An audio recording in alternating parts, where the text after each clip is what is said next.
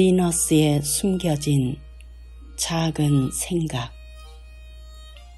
지은이 샘 H.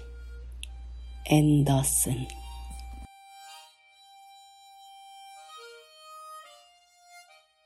27번째.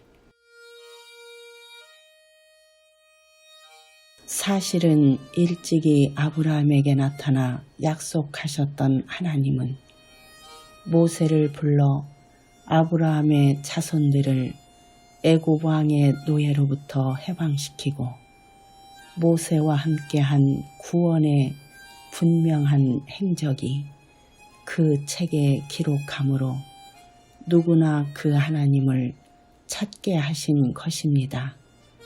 그럼에도 종교의 제도적 특성 때문에 그 책을 소유한 도적질한 자가 지도자의 위치에 서게 됩니다.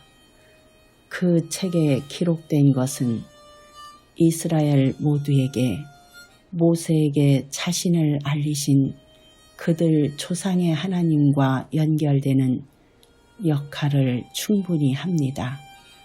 그런데도 그 책을 강탈한 자들의 행위는 백성들을 억압하는 일이었습니다. 그 도구는 그 책에 기록된 율법을 들고 백성들을 율법의 노예로 삼아버린 것입니다.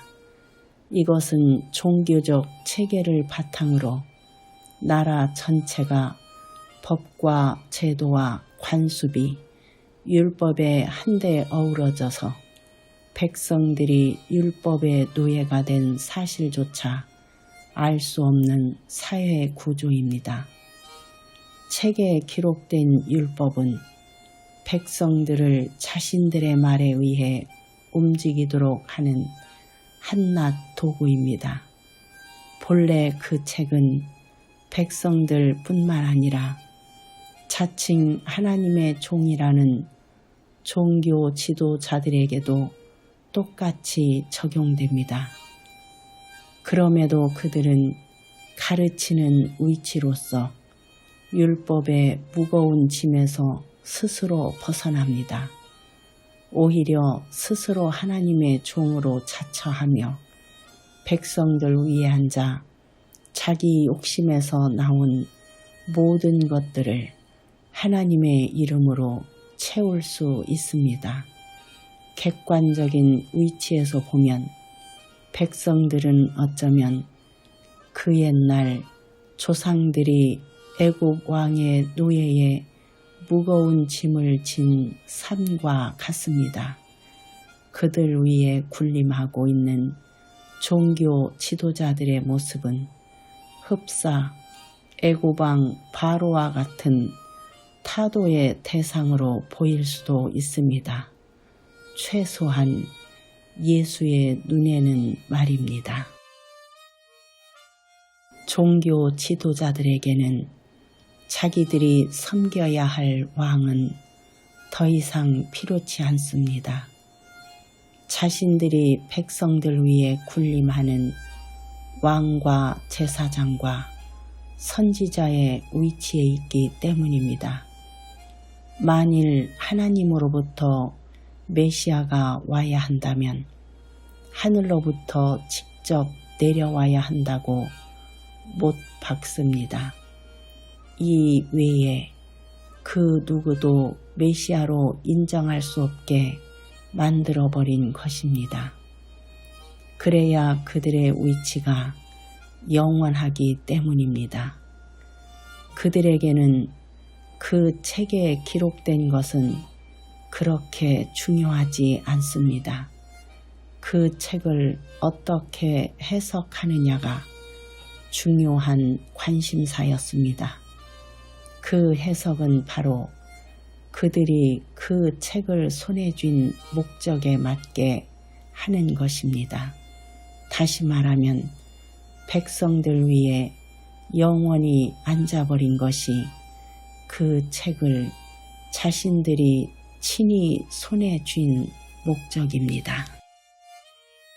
누구도 메시아가 되어서는 안 됩니다. 만일 메시아가 왔다고 한다면 메시아 자신도 그들의 심판대 앞에 서서 참과 거짓을 진단받아야 합니다. 그 누구도 그들 위에 앉아서는 안 됩니다. 그 책에 약속된 메시아는 사람의 모습으로 와서는 더욱 안 됩니다. 하늘로부터 권능과 능력과 기적으로 내려와야 겨우 그를 그들의 심판대에 세워서 인정해 줄 수 있는지 여부를 판단받을 자격을 얻게 됩니다. 다시 말하면 그런 메시아는 영원히 있을 수가 없으므로 자신들이 그 책의 주인공으로 백성들의 삶 위에 군림할 것입니다. 혹시 왕이 필요하다면 세계 최강으로 자신들의 종교 활동에 관대한 로마의 황제 하나면 족합니다.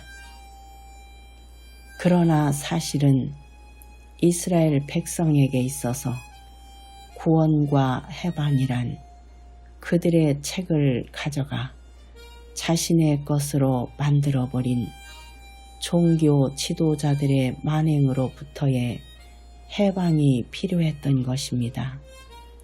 그들에게 진정으로 필요한 것은 로마의 지배로부터의 해방이 아닙니다.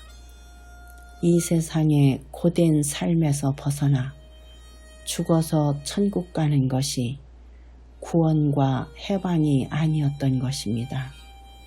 지금 현재 종교 지도자들이 해석해준 그 책에 기록된 율법으로부터 오는 무거운 죄의 짐과 하나님 앞에 나설 수 없는 가책의 삶으로부터의 진정한 해방이 그들에게는 필요한 것입니다. 자신들의 하나님이 모세를 통해서 약속하신 약속의 땅에 젖과 꿀이 흐르는 풍성한 삶으로 인도할 진정한 메시아가 필요했던 것입니다. 그 메시아는 절대로 하늘의 구름을 타고 내려와서는 안 됩니다.